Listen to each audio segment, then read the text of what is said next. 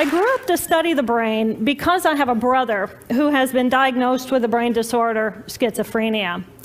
And as a sister, and later as a scientist, I wanted to understand, why is it that I can take my dreams, I can connect them to my reality, and I can make my dreams come true?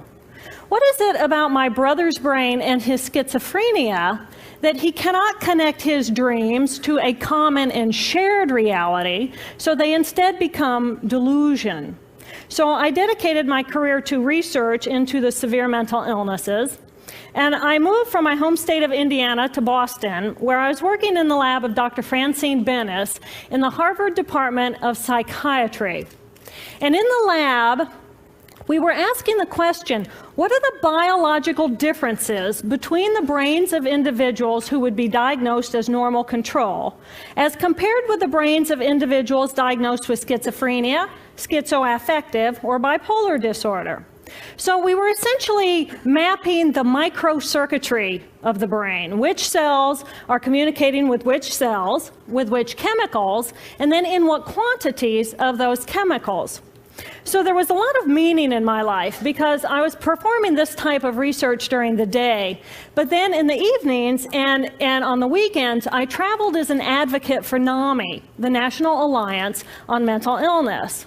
But on the morning of December 10, 1996, I woke up to discover that I had a brain disorder of my own. A blood vessel exploded in the left half of my brain. And in the course of 4 hours, I watched my brain completely deteriorate in its ability to process all information. On the morning of the hemorrhage, I could not walk, talk, read, write, or recall any of my life.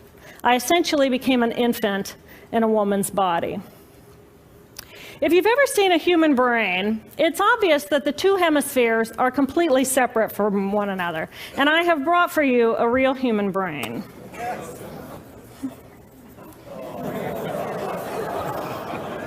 Thank you.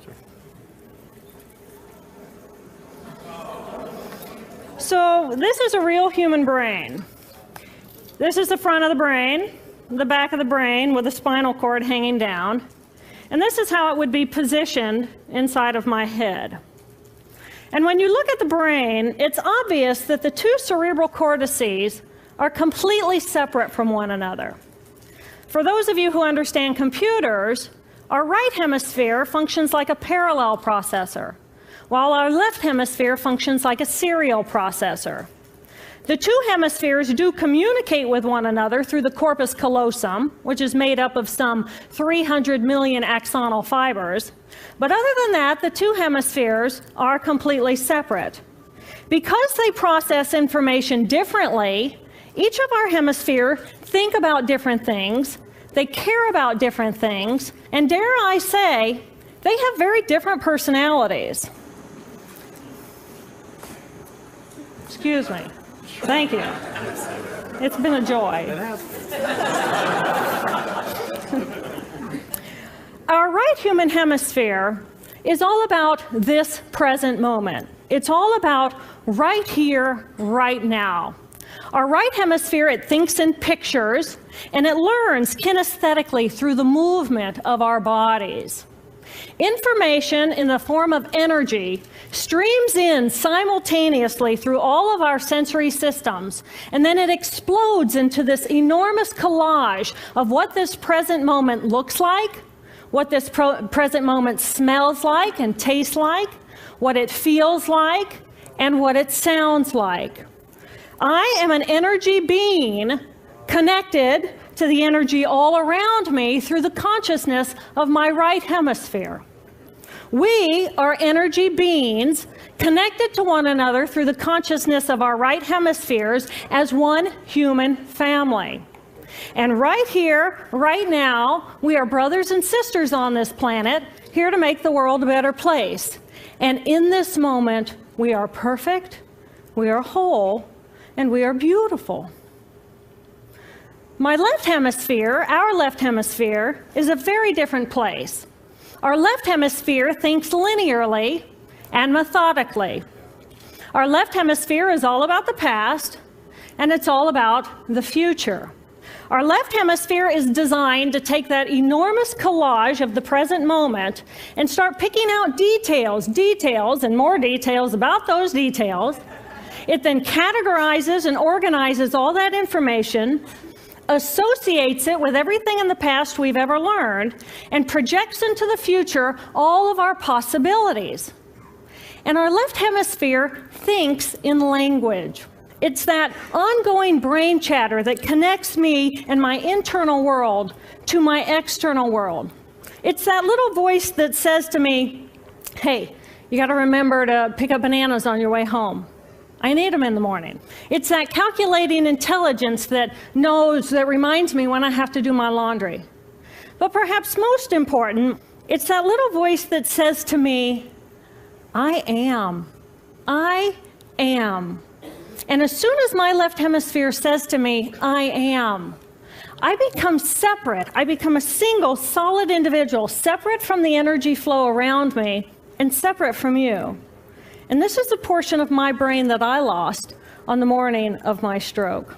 On the morning of the stroke, I woke up to a pounding pain behind my left eye. And it was the kind of pain, caustic pain, that you get when you bite into ice cream. And it just gripped me, and then it released me. And then it just gripped me, and then it released me. And it was very unusual for me to ever experience any kind of pain, so I thought, okay, I'll just start my normal routine.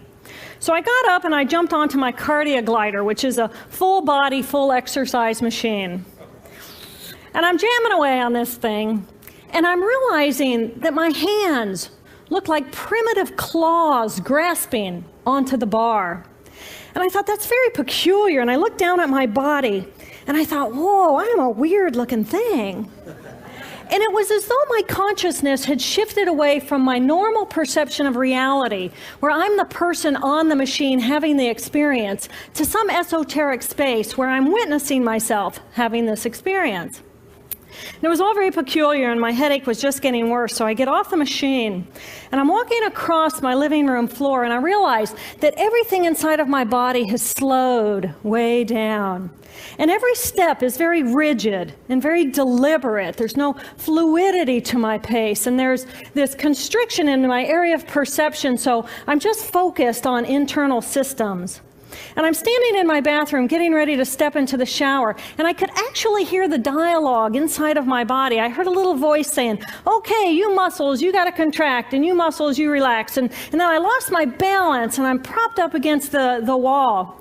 And I looked down at my arm, and I realized that I can no longer define the boundaries of my body. I can't define where I begin and where I end, because the atoms and the molecules of my arm blended with the atoms and molecules of the wall. And all I could detect was this energy. And I'm asking myself, what is wrong with me? What is going on? And in that moment, my brain chatter, my left hemisphere brain chatter, went totally silent. Just like someone took a remote control and pushed the mute button. Total silence. And at first I was shocked to find myself inside of a silent mind. But then I was immediately captivated by the magnificence of the energy around me. And because I could no longer identify the boundaries of my body, I felt enormous and expansive. I felt at one with all the energy that was, and it was beautiful there. And then all of a sudden, my left hemisphere comes back online, and it says to me, hey, we got a problem, we got to get some help. And I'm going, oh, I got a problem. So it's like, okay, I got a problem. But then I immediately drifted right back out into the consciousness, and I affectionately refer to this space as La La Land. But it was beautiful there. Imagine what it would be like to be totally disconnected from your brain chatter that connects you to the external world. So here I am in this space, and my job and any stress related to my job, it was gone. And I felt lighter in my body. And imagine all of the relationships in the external world and any stressors related to any of those, they were gone. And I felt this sense of peacefulness. And imagine what it would feel like to lose 37 years of emotional baggage. Oh, I felt euphoria. Euphoria. It was beautiful there. And then again, my left hemisphere comes online and it says, hey, you've got to pay attention. We've got to get help. And I'm thinking, I got to get help. I got to focus. So I get out of the shower and I'm mechanically dressed and I'm walking around my apartment and I'm thinking, I got to get to work. I got to get to work. Can I drive? Can I drive? And in that moment, my right arm went totally paralyzed by my side. Then I realized, oh my gosh, I'm having a stroke. I'm having a stroke. And then the next thing my brain says to me is, wow, this is so cool. This is so cool. How many brain scientists have the opportunity to study their own brain from the inside out?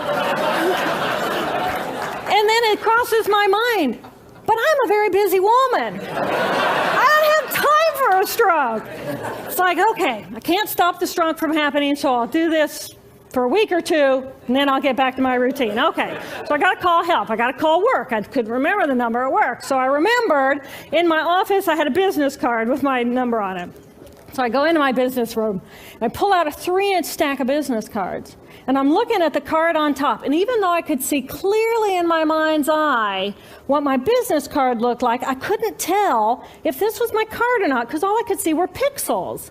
And the pixels of the words blended with the pixels of the background and the pixels of the symbols, and I just couldn't tell. And then I would wait for what I call a wave of clarity.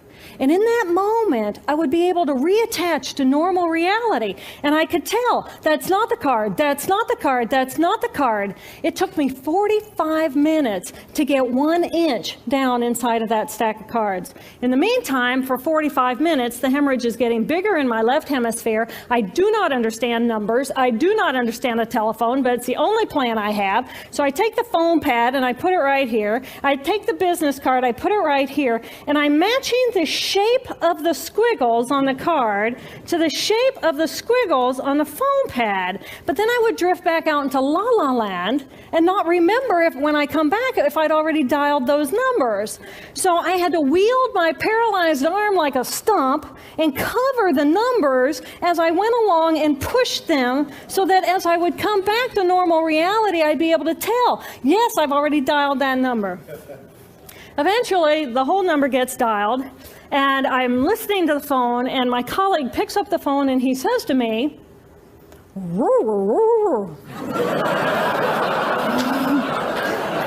I think to myself, oh my gosh, he sounds like a golden retriever. And so I say to him, clear in my mind, I say to him, this is Jill, I need help. And what comes out of my voice is, and I think, oh my gosh, I sound like a golden retriever. So I didn't know that I couldn't speak or understand language until I tried. So he recognizes that I need help, and he gets me help. And a little while later, I'm riding in an ambulance from one hospital across Boston to Mass General Hospital. And I curl up into a little fetal ball.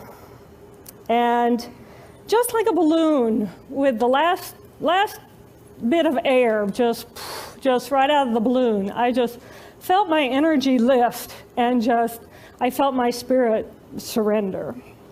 And in that moment, I knew that I was no longer the choreographer of my life. And either the doctors rescue my body and give me a second chance at life, or this was perhaps my moment of transition. When I woke later that afternoon, I was shocked to discover that I was still alive.